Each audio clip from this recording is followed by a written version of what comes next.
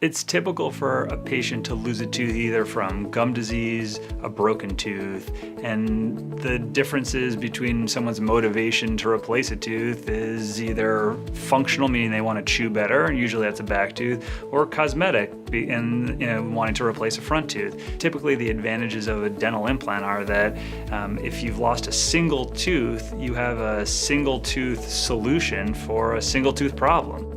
So the process of getting a single tooth implant is very methodical at the dental specialist. First, we get you in for an appointment and a consultation, talk about what your goals are, what your needs are. Then we're gonna coordinate a 3D scan of your jaw to identify how much bone is present, to make sure that we're safely performing surgery for you, making sure that we're keeping out of the way of any vital areas, bone, any nerves, any arteries.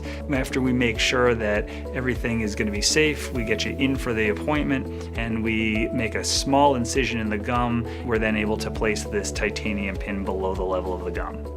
In today's modern dental age, the only way to replace a missing tooth is with a single dental implant. It's streamlined, it's easy to accomplish, it can be a very comfortable process, and people have huge satisfaction over the outcomes and the results that they can get.